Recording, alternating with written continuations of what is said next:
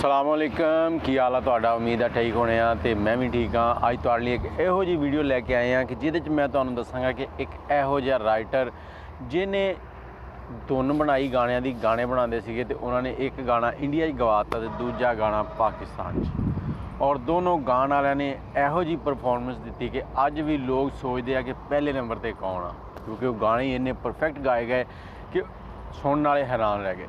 इन्हां गाणियां दे विचों एक गाना इंडिया चलिया, दूजा गाना पाकिस्तान च। इस गल दे उत्ते अगे वधांगे, लेकिन उस तो पहले तुसीं साडे चैनल नूं सबसक्राइब कर लो, बैल दा आइकन दबा लो ताकि साड़ियां सारियां वीडियो तुहाडे तक पहुंचदियां रहन। चलो फिर गल करदे आं। वो लता मंगेशकर जिहड़े कि कहंदे आ कि मैं जदों अपना गाना शुरू कीता तो मैं खुद उन्होंने फरमाया कि मैं नूर जहां दे पैर छू के फिर गाना शुरू किया तो मैं उस अंदाज दे विच गांदी रही कि अपनी रोज़ी रोटी कमांदी रही। क्योंकि कोई भी शोभा ना जो तुसीं शुरू करदे हो तो तुसीं उहदे तों अपने रोज़ी रोटी कमाउण दा सोचदे हो।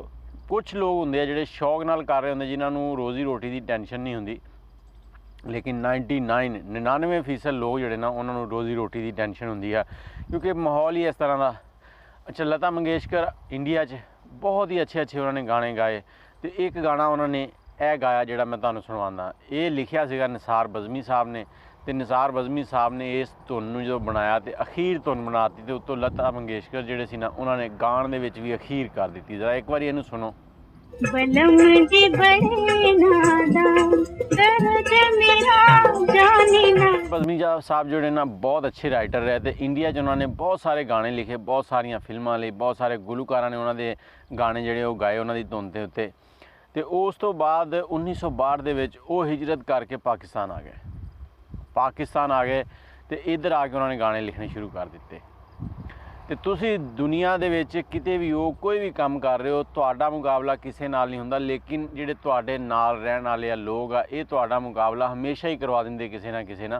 तुहाडी सोच तो बगैर ही मुकाबला हो जांदा। यही काम होया जी नूर जहां ते लता मंगेशकर नाल।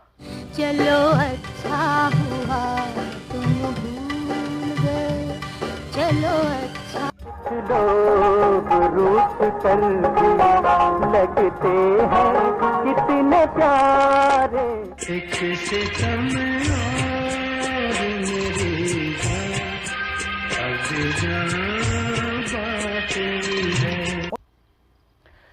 जिन्ने भी लोग सी इन्होंने सुनते सी वो हमेशा ही चाहते सी इन्हों के कोलों एक इहो जिहा मुकाबला कराया जाए जिस तो पता लगे कि कौन बेहतर है, कौन नंबर 1 है। तो ये काम जिहड़ा निसार बज़मी साहब ने 14 साल तो बाद नूर जहां कोलों ले लिया किस तरह वो भी तुहानूं दसदे हां। तो उस तो पहले तुसीं कमेंट च दसो कि तुसीं नूर जहां नूं ज़्यादा सुनदे हो या लता मंगेशकर नूं, ते या दोनों नूं सुनदे हो, ये भी ज़रा कमेंट च दसना।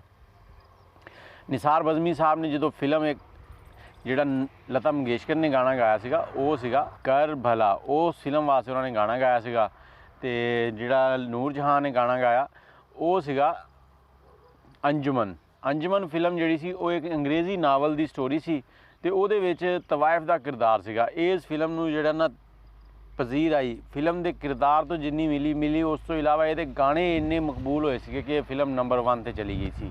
ते इस फिल्म दे विच जदों उन्होंने निसार बज़मी साहब अपने दौर के बहुत अच्छे राइटर तो धुन नवाज जिहड़े निकले धुन बनाने वाले, तो जो उन्होंने स्टोरी वेखी तो उन्होंने जिम्मे सीगा इस फिल्म के गाने। उन्होंने एक गाना जिहड़ा लिखिया वो गाना जो उन्होंने सोचा ना, तो उन्होंने इस फिल्म का जिहड़े राइटर सी ना उन्होंने सद्या, प्रोड्यूसर राइटर, उन्होंने गल की कि एक गाना जिहड़ा अज तो 14 साल पहले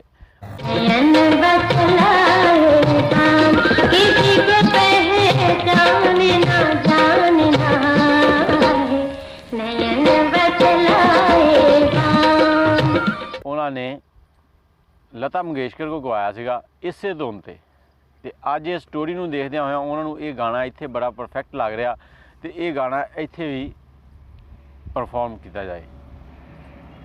ठीक है जी। उस तो बाद उन्होंने दोनों ने फैसला किया कि ये गाना पहले असीं नूर जहां साहिबा नूं डिस्कस करांगे तो फिर उन्होंने नाल गल करके फिर इनू अगे वधावांगे। उन्होंने नूर जहां नूं बुलाया तो उन्होंने नाल गल की कि यह धुन ये 14 साल पहले भी चल चुकी है तो हुण तुहानूं पिक्चराइज करानी है। उन्होंने कहा ठीक है जी। उन्होंने कहा जी लेकिन मैं पिक्चराइज उदों करवावांगी जो तुसीं कह दोगे कि हुण ओके आ। ਉਹਨਾਂ ਨੇ ਜਾ ਕੇ ਰਿਹਰਸਲ ਕਰਨੀ ਸ਼ੁਰੂ ਕਰ ਦਿੱਤੀ ਤੇ ਉਸ ਤੋਂ ਬਾਅਦ ਇਹ ਗਾਣਾ ਜਿਹੜਾ ਇਹ ਪਿਕਚਰਾਈਜ਼ ਹੋਇਆ ਤੇ ਉਹਦੀ ਜਿਹੜੀ ਧੁਨ ਸੀ ਉਹ ਤੁਸੀਂ ਸੁਣ ਸਕਦੇ ਹੋ। ਫੈਸਲਾ ਤੁਸੀਂ ਕਰਨਾ ਕੌਣ ਬਿਹਤਰ ਸੀ, ਲੇਕਿਨ ਅੱਜ ਵੀ ਇੰਡਸਟਰੀ 'ਚ ਇਹੀ ਸੋਚ ਕੇ ਲੋਕ ਚੁੱਪ ਕਰ ਜਾਂਦੇ ਆ ਕਿ ਕੌਣ ਬਿਹਤਰ ਸੀ, ਕਿਉਂਕਿ ਦੋਨਾਂ ਨੇ ਇਤਨਾ ਅੱਛਾ ਗਾਇਆ ਸੀਗਾ ਕਿ ਸੁਣਨ ਵਾਲੇ ਹੈਰਾਨ ਰਹਿ ਗਏ। ਇਹਦੇ ਨਾਲ ਹੀ ਮੈਨੂੰ ਇਜਾਜ਼ਤ ਦਿਓ, ਤੁਸੀਂ ਇਹ ਗਾਣੇ ਸੁਣੋ, ਇਸ 'ਤੇ ਆਪਣੀ ਰਾਏ ਦਿਓ। ਅੱਲਾ ਹਾਫਿਜ਼। जी बड़े नादान